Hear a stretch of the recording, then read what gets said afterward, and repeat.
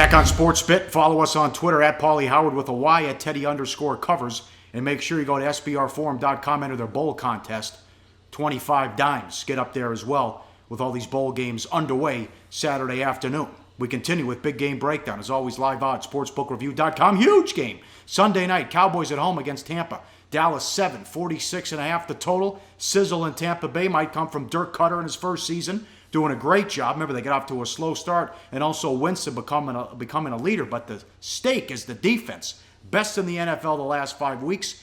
Mike Smith, now the defensive coordinator, first season. He was a good DC before coming the head coach at Atlanta. He's actually okay, but then was fired after going 66 and 46. Teddy, the last 5 games, this defense has been phenomenal. Yeah, I mean, we've got the sizzle and the steak. You know, Jameis Winston's going to get the headlines. The steak is that D. And Mike Smith, we used to love to make fun of Mike Smith as the Falcons head coach. He's been a damn good defensive coordinator and he was a good defensive coordinator before taking the Falcons head coaching gig. No surprise. You know, and remember, this is a Tampa defense. They got torched by L.A. earlier in the season. You remember that?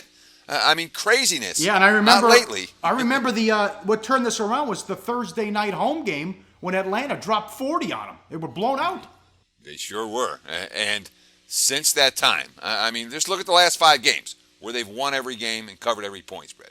They've come up with 7 interceptions the last 3 weeks. And that's come despite facing Russell Wilson, Phillip Rivers, and Drew Brees. Elite, elite, and elite. They didn't allow a touchdown against either the Seahawks or the Saints. They've only allowed 6 touchdowns over the last 5 games overall, and one of those you got to put an asterisk on. That was a Hail Mary that Jay Cutler threw on the final play of the first half against the Bears.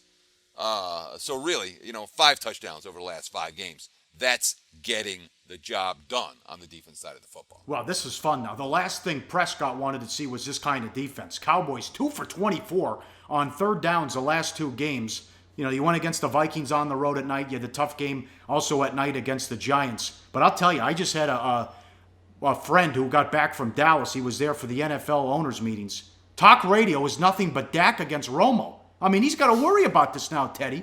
Garrett said all the right things after the game against the Giants, and he was asked about it. Calm down, guys. You won 11 in a row. If Dak struggles again and they lose, and now it's a real conversation, will they put Romo back in? Because you know what Jerry Jones wants to do.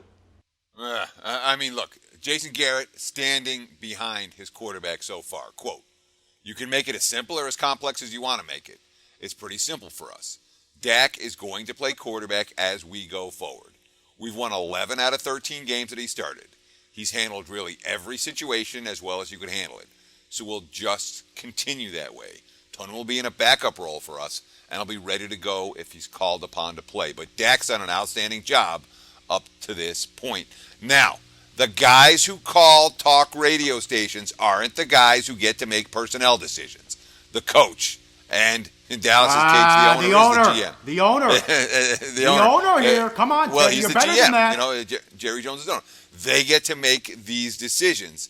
And what Garrett is saying is Dak is my guy, as he should be saying.